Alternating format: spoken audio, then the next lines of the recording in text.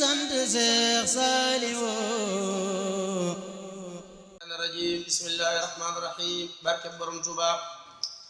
alhamdulillahi ndem doon nan murid yu dëggal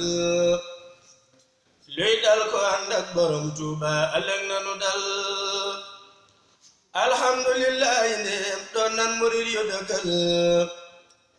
luy dal ko ànd ak borom Tuuba ëllëg nanu dal sun lépp moo ñu ci doy sul dëddu moo ñu ci doy bisub li janti ba Tuuba rek ka dal sunu xel sul lépp moo ñu ci doy sul dëddu moo ñu ci doy bisub li janti ba Tuuba rek ka dal sunu xel sul lépp moo ñu ci doy sul dëddu moo ñu ci doy bisub li janti ba Tuuba rek ka dal sunu xel la deeti wul lépp a ngi tey jii ñu denc fi yow la deeti wul nekkatul Makka ki paase ki xaaj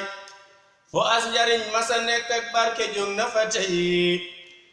ay xotta des cepp yow mi Bamba yaa di nga ñaay sëriñ si yéen a ngi nii te ngeen a xëy daje bis te dikki def nii ñu def jébbal ko seeni kurus day yokku diine di ful war sag di guddalu fan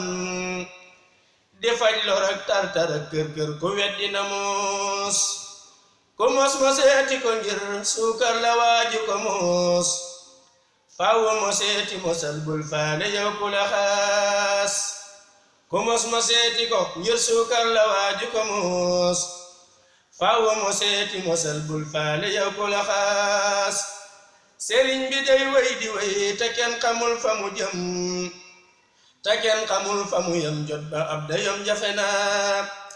sëriñ bi day way di way te kenn xamul fa mu jëm te kenn xamul fa mu yem jot ab dayom jafe na subhaana rabbika rabbil izzati wa salaamun ala mursalin alhamdulillahi rabbil alamin gaay nan sant Seex Saaliwu